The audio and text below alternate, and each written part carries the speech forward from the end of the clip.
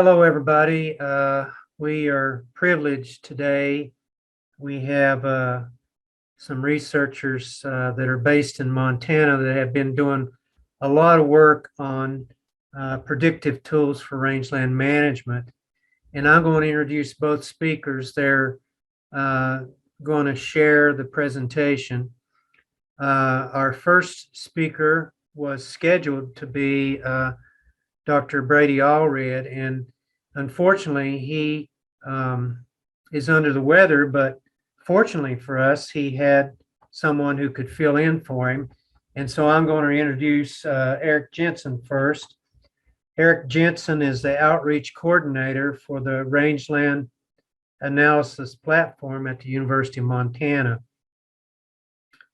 He works closely with resource managers and landowners to implement the Rangeland Analysis Platform satellite-derived data sets in rangeland conservation by providing training, data support, communications products, and developing web-based data tools. Eric completed his master's in ecology at Colorado State University, focusing on remote sensing of shrubland post-fire recovery in the Great Basin. And he previously worked for the BLM in Nevada and in the Assessment, Inventory, and Monitoring Program, and as a spatial data specialist for the Great Basin Landscape Conservation Cooperative. So that'll be our first speaker. And our second speaker is Dr. Matt Reeves, and he's a research ecologist with the Rocky Mountain Research Station in Missoula. That's a branch of the Forest Service, where he specializes in applying remote sensing and modeling to characterizing ecological dynamics of rangelands. His research follows four basic themes, including climate change, vegetation, and fuel dynamics, anthropogenic disturbance, and decision support tools such as digital state and transition simulation models for improving management efficiency. And so we're very privileged to have both of these speakers with us. And so what we'll do is, since they are a panel, we will let each of them present, and then following the second presentation, then we will take questions from you. And I believe that they're going to have some application to Idaho in the way they present this data. So we'll go ahead and start with Mr. Jensen. Great. Give me just a second to get this fired up. Oop. Okay. There we go. Okay, I think you're seeing my screen now. You seeing that, Jim? Yes, we can see it. Perfect. Yeah, well, thank you very much for having me today to talk to you all. As Jim mentioned, I'm the outreach coordinator for the Rangeland Analysis Platform. And yeah, Brady had really hoped to be able to be here, but he's under the weather, which is too bad. But yes, also, as Jim mentioned, there will be a tie-in to some work here in Idaho. And yeah, I'm looking forward to talking to you all about the Rangeland Analysis Platform, especially in the context of drought. And so I like to start by just introducing what the Rangeland Analysis Platform is. And so essentially RAP has two primary components. The first is spatial data on vegetation. And so we have two primary data sets, the vegetation cover data set and rangeland production. And I think that rangeland production data set really factors into our discussion today and some of the stuff that Brandon talked about earlier with just variability and productivity from year to year. And so I'll be talking about both of those data sets soon. The other key component is web applications. And this is really critical because these data sets are really large, and even for people with quite a bit of technical training could be difficult to work with. And so what these web applications allow us to do is provide really powerful analysis of close to 40 years of data for anyone using cloud computing. And it just makes it such that there's no technical experience with data required to get some really useful information for any pasture or allotment or ranch that you may be interested in. And so why would we want to use a tool like RAP? There are a lot of tools out there, obviously. And so what can you get out of RAP that you can't get out of other tools or out of other data sets that you can collect on the ground? And so I like to just think about, how much effort goes into field data collection. And field data collection can provide, of course, that's the standard. That's how we collect information about our pastures. And at the same time, if you think about monitoring a large pasture like the one depicted here, it can be difficult with just a few kind of data points to really be able to say a whole lot about that entire pasture, to really understand what's going on across that entire area.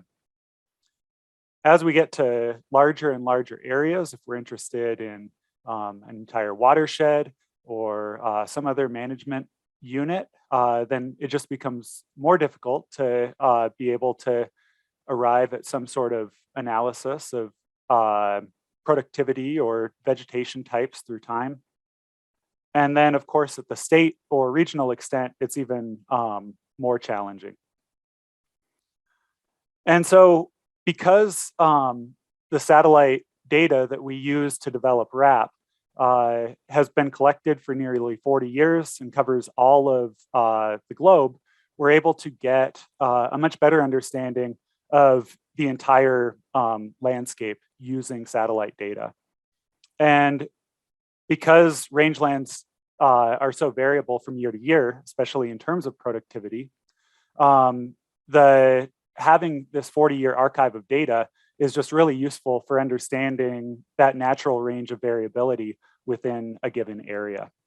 And so it can help us to reduce to some extent, or be more targeted in the amount of effort that goes into collecting field data, because we can get some of this landscape data through other means. And so we can be more strategic with some of the other ways we might go out and measure our pastures. So with RAP, there are two primary data sets, as I mentioned. The first is the vegetation cover data. And so I will talk about that now. And so in this data set, there are 5 different vegetation classes that we provide data on. The first is perennial forbs and grasses. Then we have annual forbs and grasses, trees, shrubs, and bare ground. And so essentially, we have these maps of each of these vegetation classes that are available every year from 1984 through present day. The 2021 maps will be coming online here in the coming weeks as we start to get the kind of finalized satellite data for last year, all processed and everything. And these data are essentially mapped at a 30-meter spatial resolution. So what that means is if you are to zoom in on any of these maps, as far as you can go, eventually you'll see that each of these maps is made up of pixels, and each of those pixels represents a 30 by 30 meter area on the ground. And this is roughly the size of a baseball diamond, so that can be a useful way to kind of think about the extent of each of those measurements. And essentially, for each of these baseball diamond sized areas, we're providing for each year an estimate of the percent cover of each of these vegetation classes. And so we produce this data set using essentially 2 key inputs. And the first is field data. And so we really couldn't produce this data set without either of these inputs. And so for the US at this point, we have close to 75,000 field plots that have come from the NRCS, BLM, and more recently, the National Park Service's Northern Colorado Plateau Network. And so for this data set, Brady and Matt Jones are taking this data from the line point intercept data set and able to get these actual measurements of each of the vegetation classes that we just talked about on the previous slide. Then the other powerful input here is satellite data. So this comes from the Landsat program, which is a USGS and NASA program that's been operating since 1984 in a continuous manner. And essentially, we're able to use machine learning and cloud computing to find relationships between the satellite data and the field data, and out of that produce a model, which is then able to produce these data sets for all of the US that we can all use and evaluate through time. And so that's the vegetation cover data set. I'm going to give some intro on both of these data sets, and then I'll show a demonstration in the web app here in a little bit.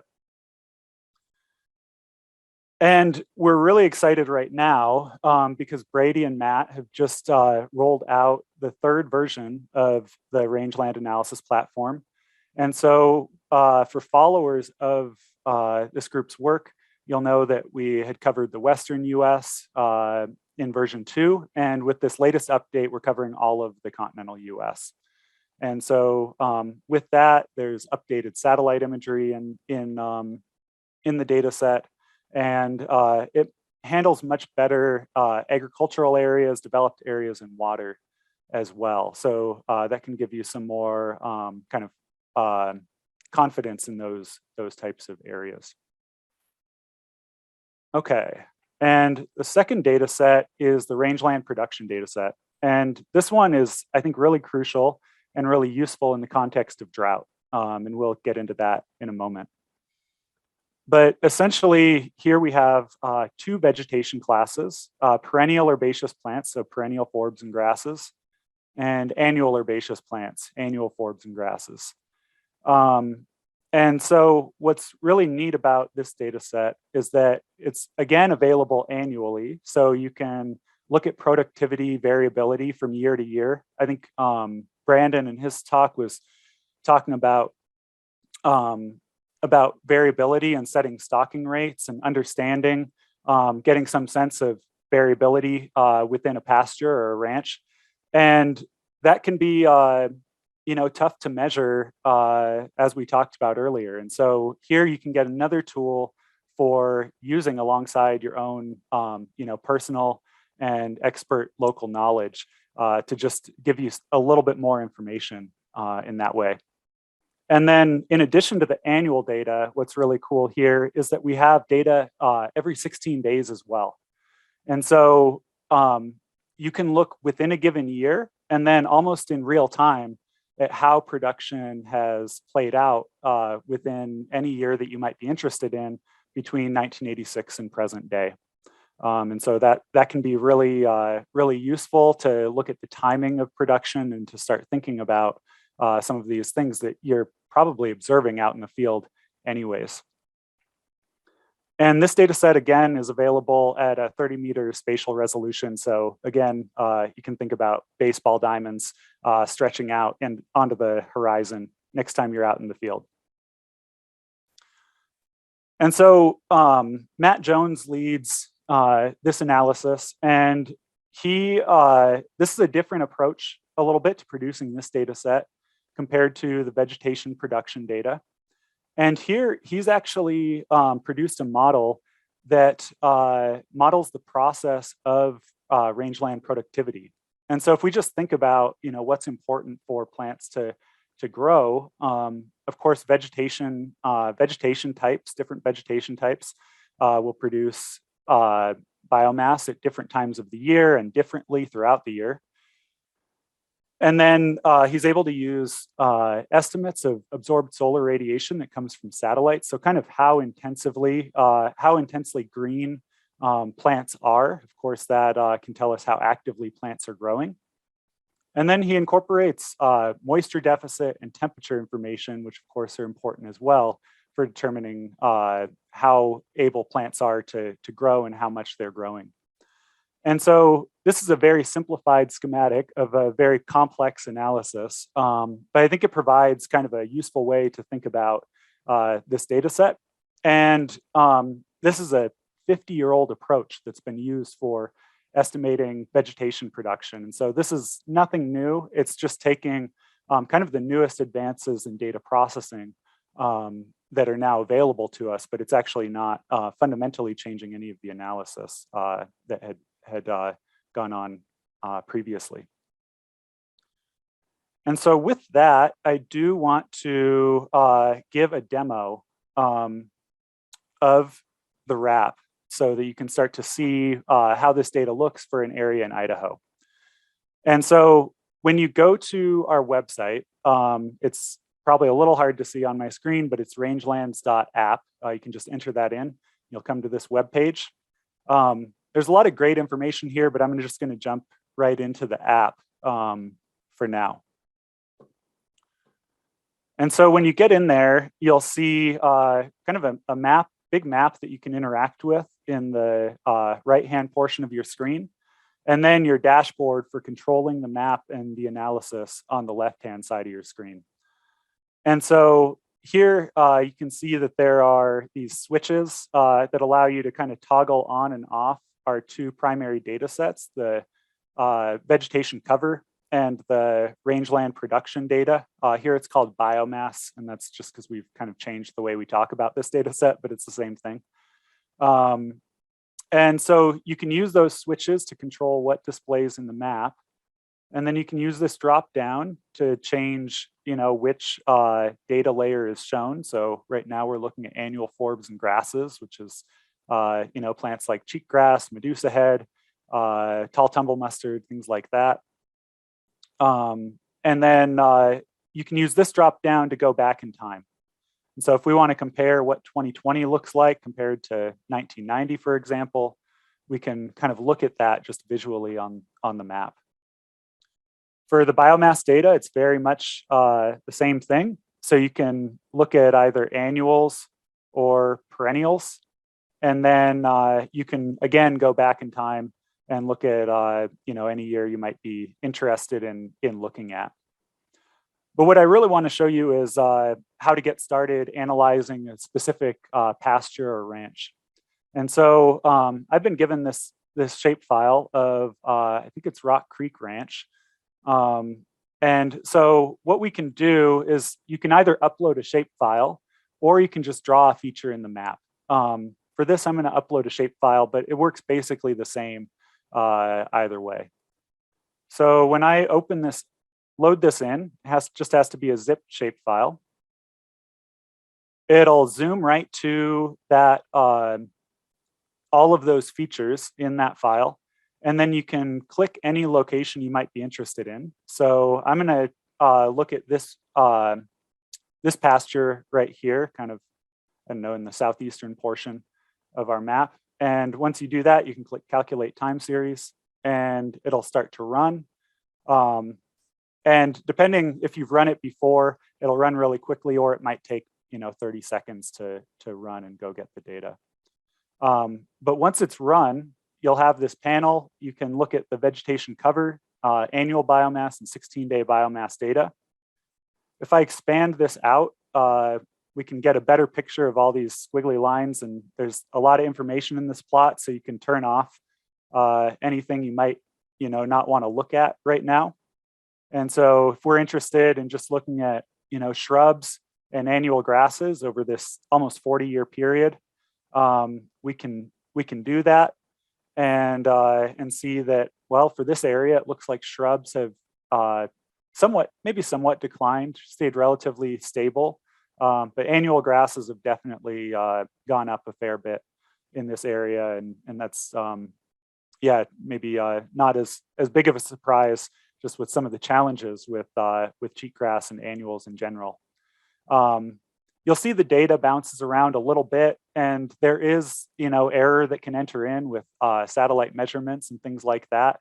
And so don't worry too much about little changes from year to year like that. We're much more interested in kind of the trends that are occurring, and of course annuals will bounce around a whole lot, and can vary a ton in terms of cover from year to year. For annual biomass, the plot is very much the same, and we can see that we have some variability here in terms of our perennial production. And what's really useful here in the context of drought is just thinking about, what is that amount of variability from year to year? And when you're considering stocking rates and things like that, having this in your back pocket of what that range of productivity across, a broad area can be really useful in ranch planning. And then finally, we do have the 16-day data, which we can take a look at. And here we can really compare different years in terms of when production has occurred, how it's peaked, when it's peaked, different things like that. And so this can be really useful to look at. If you want to export data out of the app, you can just click this CSV button, and I'll just throw that on my desktop. But that will give you, let's see if I can zoom in, there we go. It'll give you a table with all of the data for your ranch that you're welcome to analyze or just store for later for your own records or whatever you may like to do. Okay, so that's what I wanted to show with the app, and I just want to close by sharing one other resource that frankly I just didn't have time to get to today, but this is a really useful tool. It's new within the last few months. We're calling it the RAP Production Explorer. And what this allows you to do is just dive much more deeply into the production data for any area that you might be interested in. So just like with the RAP, you can load in a shapefile or a KML file, or you can draw a feature in the map.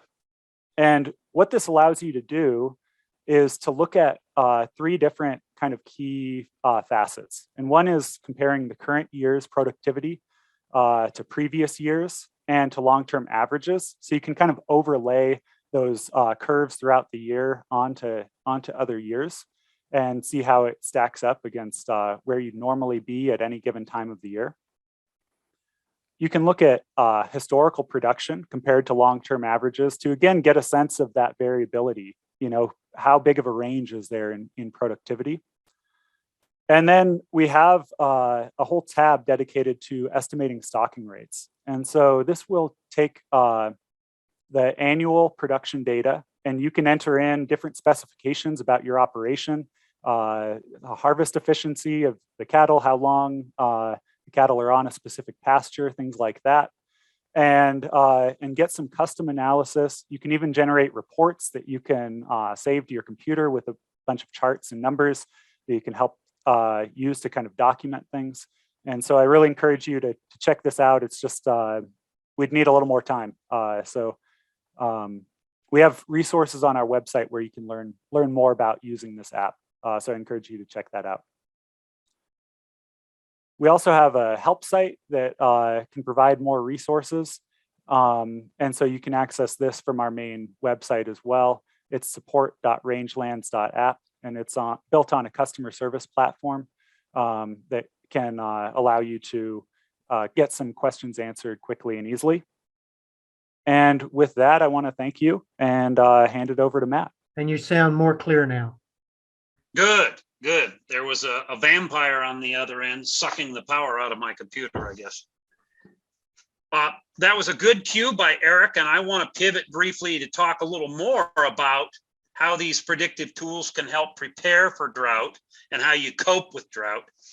And by doing that, we'll be ending with not just looking into the past, but instead looking into the future. I'll tell you how we're working with our public land constituents to do that.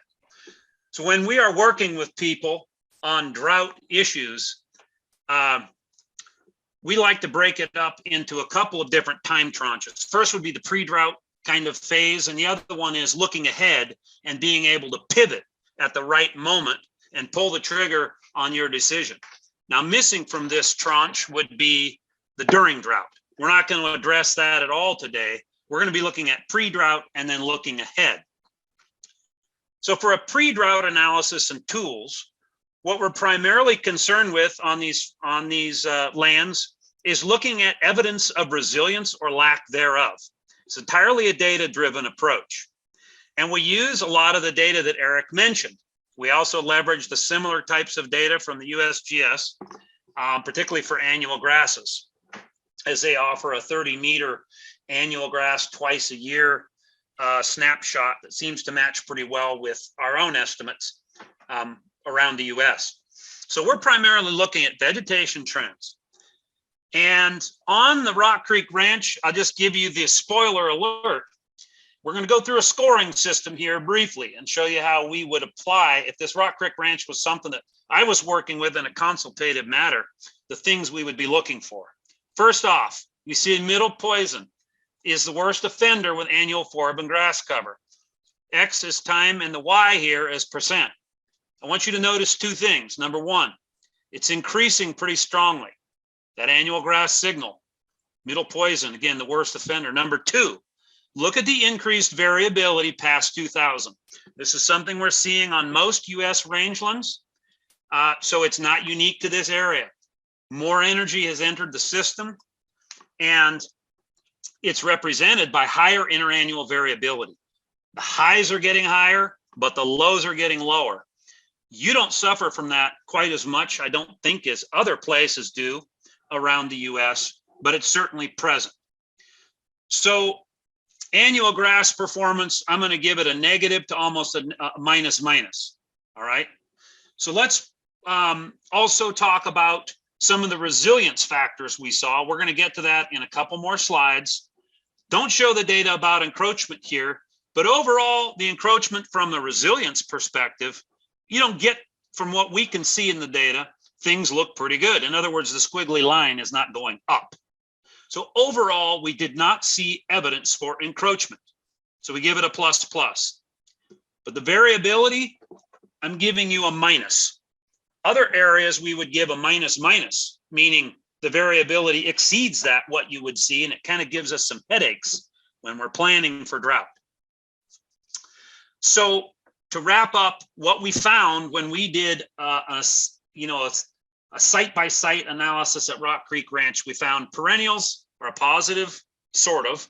Annuals are a minus. The encroachment, a plus, meaning it's not happening too much. Shrubs, kind of flat, as Eric said. Bare ground, the same. The big news, of course, was the annuals, just like Eric said. So once we've evaluated these vegetative trends, then we want to take a look at evidence of past recovery. Do we see it or not? Are there sites that are recovering less than we would expect compared to their peers? And we have specific tools that we do that with. And then finally, with this pre-drought tranche in mind, we'll look at some ideas about how to evaluate loss. Everybody has their own baseline. And I find it very rare, especially with these FSA programs, that we're comparing apples to apples. So that's one thing I want to focus on. So to frame this question, let's look at two pictures that Jim gave us for preparing for this presentation. One in 2017, a monster production year, and then one in 2020, a pretty bad year. If we want to compare these types of photos and this type of information, we have to make sure we're conveying the proper information. If we're talking about recovery, we're talking about loss, especially for those FSA programs. Again, year on the X, this is for the Rock Creek Ranch. On the Y is the production in pounds per acre from our Rangeland Production Monitoring Service, 1984 to 2021. If we compare 2021, the farthest right bubble, with the top end of 2017, we get about 75 to 80% loss. But notice one thing, 2017 was a giant year, so it was way above average, okay? So you gotta be really clear when you talk about losses, what you're comparing to. Because if we compare to the mean over this time period, the losses were not that bad. In fact, we've had several times in the past, this is over the whole range, several times in the past where we've exceeded this on the downside in terms of productivity. So a 13% loss overall, according to this time series here. So again, just be real clear on what we're doing.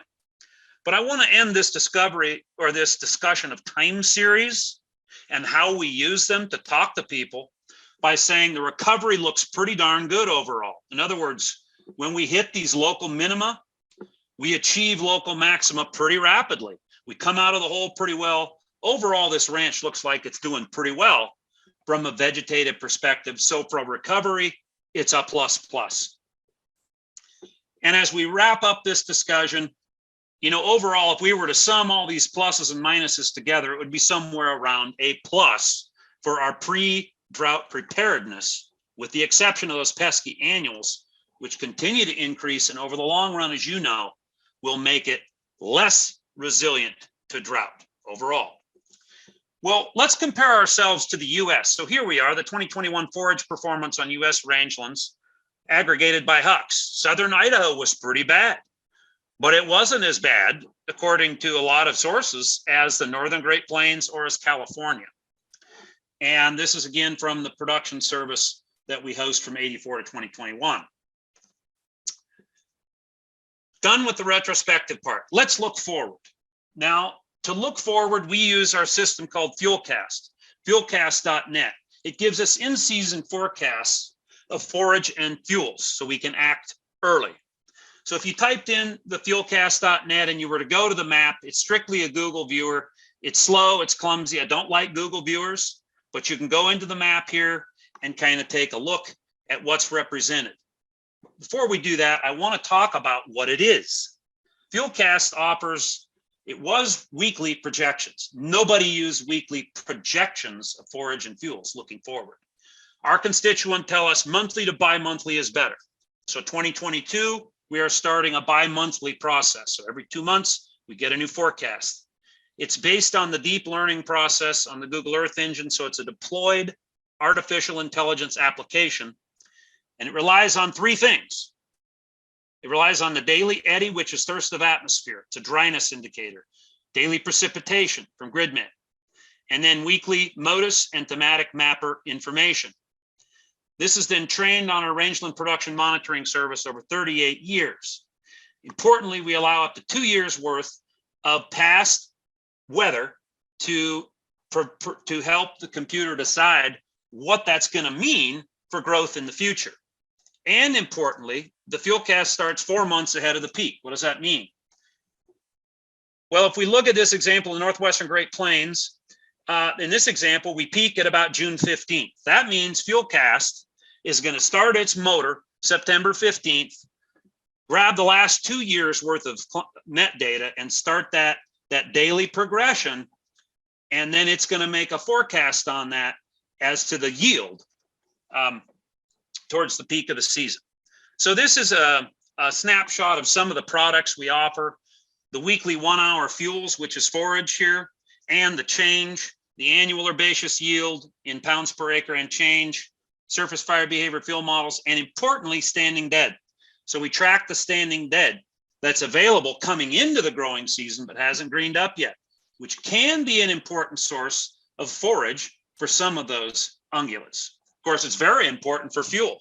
For example, we saw in that example with the terrible fires that just happened north of Denver there, we were clocking fuel in excess of 2,500 pounds of standing dead. You put that into a risk assessment and you can see very quickly that's spread rates of 800 chains per hour easily under significant wind events. So we keep track of that sort of thing. So if nothing else, and you don't want to mess with data, you don't want information like that spatially, tune in to Reading the Tea Leaves. This is a monthly webcast event. It lasts 7 minutes or less. And we tell you what the computer is thinking and how things are shaping up in your neck of the woods for the year. So I want to move to the app briefly and talk about what you would see if you're going to go in there. All right, you go into the fuelcast.net, you go into your map. In this case, Blaine County, which is near Rock Creek Ranch. All right, we had projected at our last projection, projected pounds per acre, you see the mean was about 1,000 pounds plus or minus 500. Now the plus or minus 500 represents the variability across that county. So everywhere from say about 400 pounds up to 1,500 pounds across that space. And you can do that by simply invoking the poke tool and getting the quick facts. Likewise, I told you we've got the standing dead represented. Here we queried the Blaine County results. So coming into the season last year, we estimated somewhere about 700 pounds per acre with a large standard deviation of about 600, 700 plus or minus 600. So 100 to 1,300 pounds plus or minus of that standing dead material being estimated there. And you can do this easily on your own.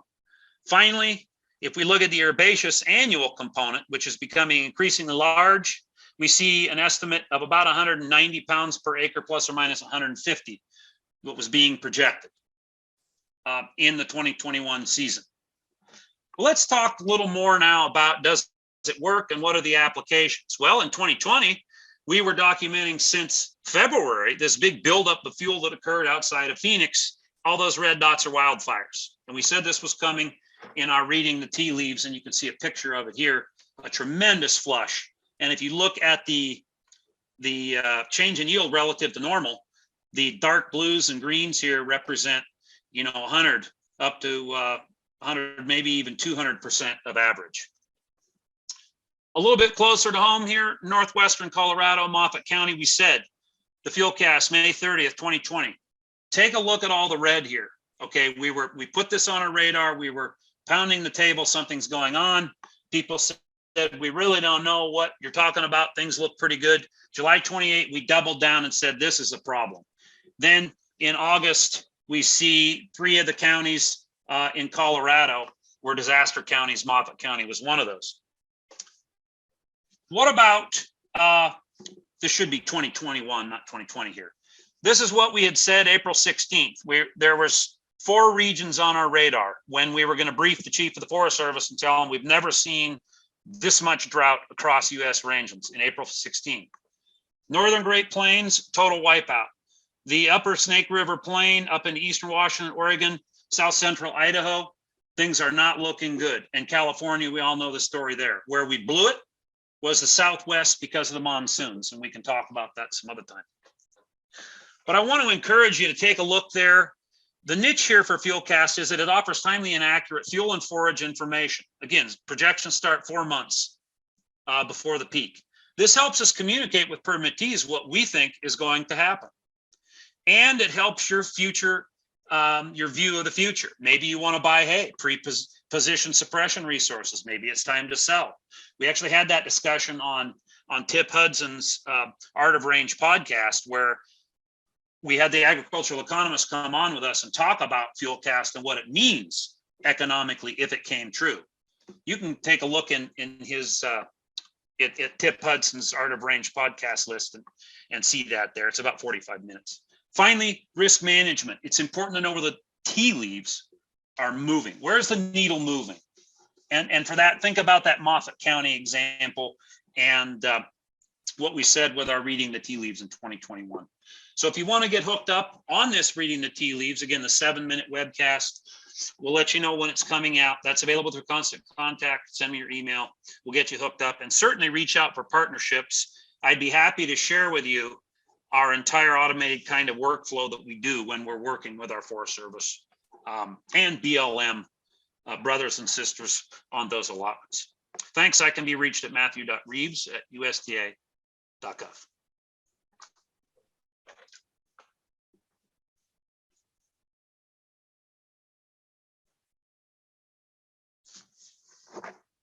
Okay, if you have questions, or if you have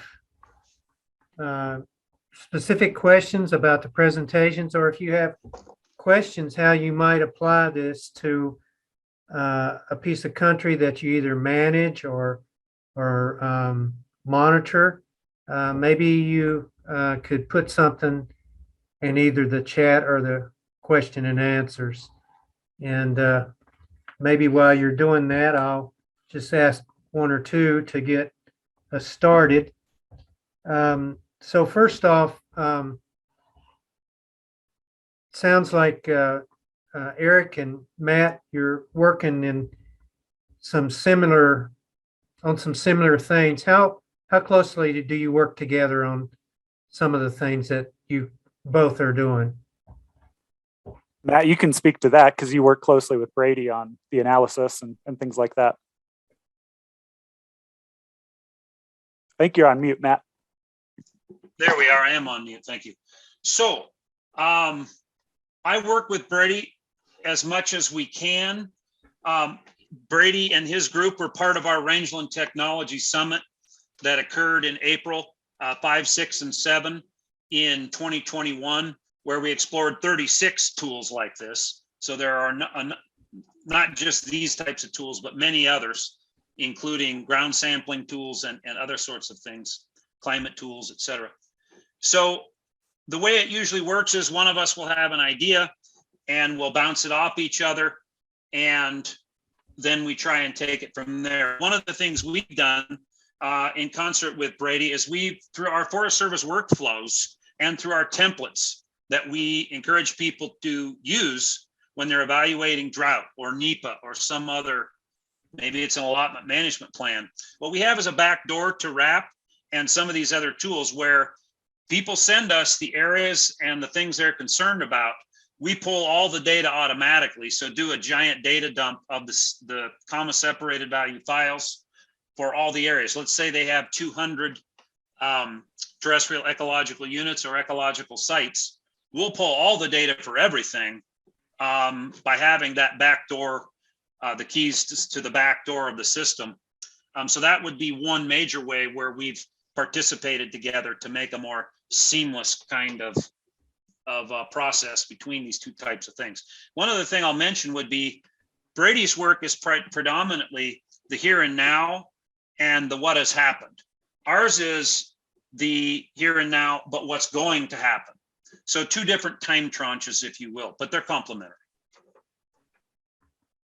So that's interesting. How much interaction are you getting like with the National Fire Center? I would suppose that they're pretty closely tied to you with some of the things they're trying to do. Yeah, so one of the analyses that came out this last year using RAP data was, and Matt probably has some experience here too, but is a fire probability analysis that Dr. Joe Smith with our research group produced. And that was for the Great Basin. And so he is essentially producing these maps each spring, mapping fire probabilities through time. I think they start April 1st and then they're finalized June 1st. And so they worked closely with the BLM this year. That was a preliminary product. And so, you know, for our group, there's, you know, more, you know, when you roll something like that out, you can validate it as best you can using existing data. But you know, it takes some time to build some confidence in a product like that, as confident as we are in the production data. And so with this next year, there'll be a more significant rollout. And yeah, I think there'll probably be more interest, especially depending on how fuels are looking early this spring and how people are feeling about the general fire risk on rangelands. Yeah, Jim, that was one of the main funding bodies, which wasn't a lot, but one of the main funding bodies for this work. That's why it's called Fuelcast and not Rangecast or something. So as the previous land fire fuels team leader, one of the things I've done is we take this information and we weave it into, you can Google it, you can Google landfire.gov. And in landfire.gov, part of what we do is we give them the keys to our system, and they will take their surface fire behavior fuel model, which is nothing more than a map that describes the fuels. And that's what you need if you want to do fire behavior analyses within our national decision support systems. So if you want to run the WFDIS or the IFTDIS or the stuff that's hundreds of millions of dollars, you got to be using the surface fire behavior fuel models because they won't run on anything else. So our information informs those surface fire behavior fuel models to turn the fuel up or turn it down, which will modulate the fire progression and other things. Also, as an incident qualified specialist, Jim, part of what I do is make sure that the the people that are doing fire behavior projections and work therein are using the latest information about, here's where there's a lot of standing dead. This is where we think things are going to be. Maybe you pull a little bit of some RAP information in there too and say, well, this is where they're at. This is where they're projected to be. Why don't we turn those fuels down instead of turning them up? And so that's where the linkages between fire behavior, fuels, and our products typically interreact or interrelate, I guess. So you could, the people that you work with could possibly use these data in advance of deployments where they could actually be moving some resources to certain areas of the country in preparation for what they might think might be happening in the next 2 or 3 weeks after an event or a prediction. Well, that's absolutely right. If you look at something like the Dixie Fire, these things, of course, the weather really matters. But if you look at those places, that was one of the areas we hit the table on real hard starting in March and are reading the tea leaves. If you were to review one of those 7-minute episodes, you'd see we said that was going to be a total wipeout and people needed to pay attention. And it wasn't until, some of these fires started picking up, they're like, oh yeah, there's something to this. So you're right, but pre-positioning resources sounds good on paper, but that's oftentimes a political decision, more so than even than a quantitative one, in my experience anyway. Okay, so I don't see any other questions coming in, but I'll just continue on. So a question for you, Eric, is you were explaining how you use those, I don't remember what it was, 30 or 40 years worth of data to help generate the prediction models. Are you still using data, or do you have a sense that you've hit enough of those high and low spots that you don't need to validate anymore with the data? What's the thinking right now? Are you kind of talking about the field plots, the AIM and the NRI plots? Yes. Yes. Yeah. So that's one of the things that I've talked with Brady about a fair bit. And so, yeah, I mean, those programs, AIM and NRI, have done a fantastic job of capturing a lot of the variability across rangelands over the last 20 years. Almost, the NRI has been operating. What Brady says is, kind of one of the limitations right now are that, there are not as many plots in these more disturbed areas near roads, things like that, that are also important in the context of rangeland management. And so the models are lacking some of that data that's just, outside of kind of the range of what those protocols are designed or intended to collect. And so I think it's, those data sets are fantastic, but with the most recent version of RAP, the accuracy that you end up seeing is more or less what it was with the previous version. And it may just be that even though 15,000 more field points were added, that there's, those training points, the model only knows as much as the training data set is able to capture in terms of variability. And so it may just be missing out on there are fewer of those kind of more disturbed areas. Does that answer your question? Yeah, go ahead, Matt. Well, I was just going to say, I think Eric's being a bit modest there. I think they've got more than, in my experience, they have more than sufficient training points to cover it. You think about 2005, and in the Mojave and some in the Sonoran, that was a gigantic year. You think about the 2018 drought, in Arizona, you think about 2011, 2012, Southern Great Plains, 2011, it was Montana was the big picture.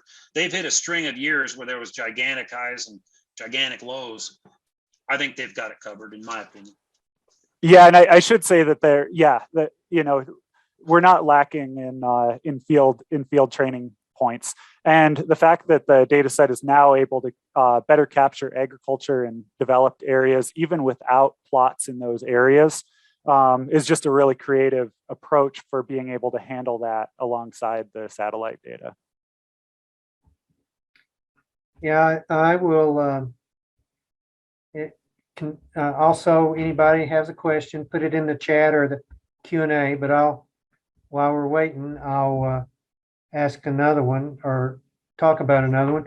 So it was interesting you highlighted the annual problem on Rock Creek, and that's certainly something that we have identified, and an approach we're trying to take to help address some of that is, as you can imagine, like in that hill pasture, it's along a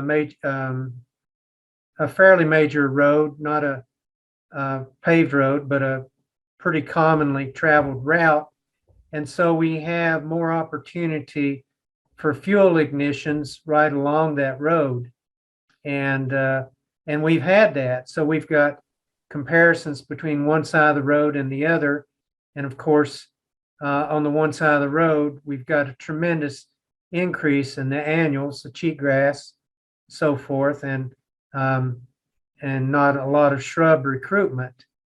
And so one thing that we're trying to do at Rock Creek is we're trying to get outcome-based management applied to that grazing permit renewal.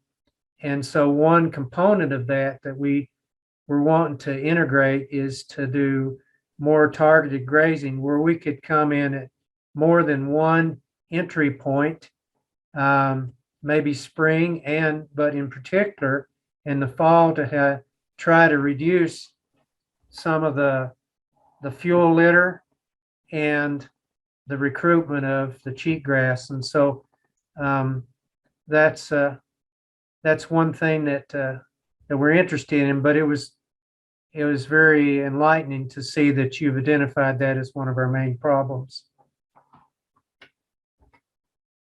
Say, Jim, if you want to go down that path, one of the recipes we use when Forest Service permittees are interested in that, especially, more of my work is Region 4 and Region 3, so the Southwest on up through Utah and these places, would be combining tools together to really hone in on areas. So if we use a combined approach of tools, you can identify pretty closely where those opportunities might be. Now, Rock Creek Ranch like the back of your hand, of course, but if you didn't, then you would combine a variety of tools. You got a phenomap tool in there. It'll give you everything you need to know about the phenological aspects of what's happening. And you've got, USGS in season, their swipe of where the cheatgrass is really overperforming. Those are pretty cool tools to combine. And it's what we usually recommend to say, you know what? These are the areas you need to consider according to the data as a first step for that targeted grazing, where it's green in the fall and where we know it's cheatgrass. Okay, thank you. We do have a couple questions now. One is somebody would, Matt or Dr. Reeves, they would like you to put the link for your podcast and FuelNet in the chat.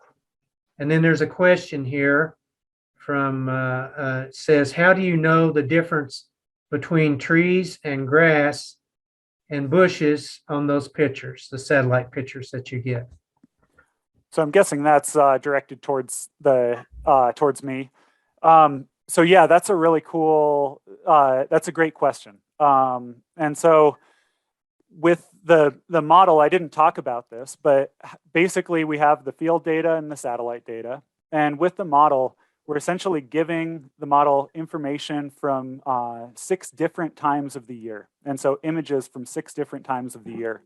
And so of course, annuals have a very specific kind of signature through time, that they green up in late spring, in your region, green up in late spring, and then turn, dry up and by midsummer. And so that's a really clear signal for the satellite to be able to pick up. And the same holds true for the other vegetation types.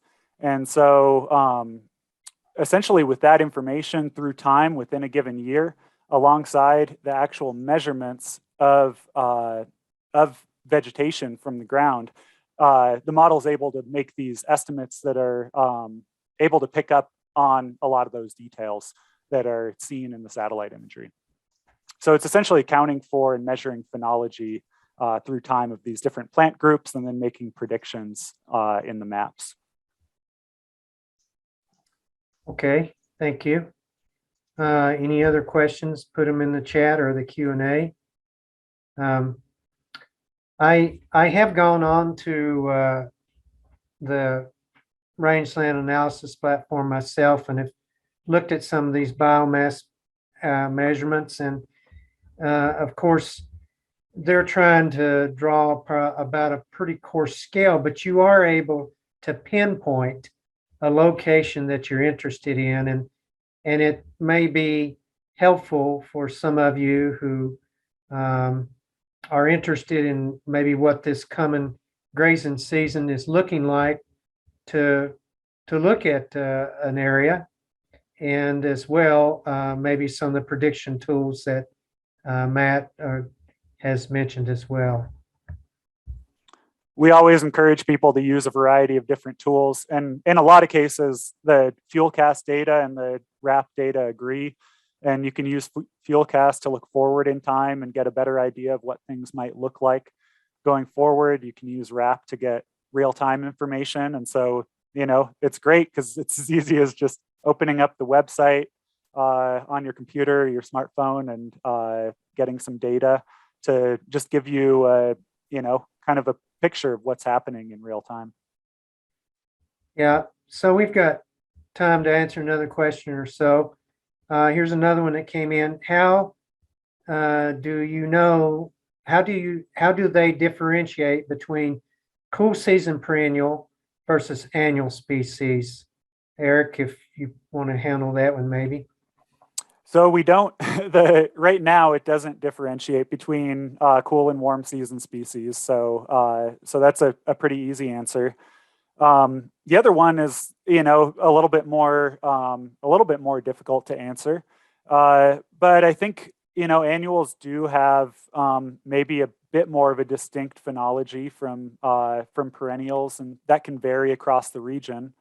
But essentially, we rely on the machine learning algorithms to be able to comb through the data and be able to make those predictions. So it's not always clear, what those differences are, and they're probably subtle between those two vegetation classes. And so that's where we really look at kind of the error statistics, and you don't want to think too precisionist with this data, and that's something Brady talks about too. It's not going to spit out an exact percent that you can take to the bank, but it's going to give you a good idea of how these vegetation classes are interacting and changing through time.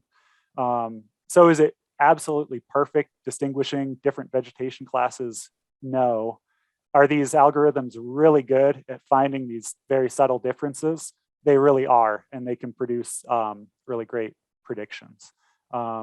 So, we often suggest that people, think critically about the data, and we try to kind of inform people about how we produce the models to the extent that folks can start to think about, well, what is the phenology patterns of these different plants, and maybe how are the satellite data able to pick that out? Because it can just vary so much from region to region.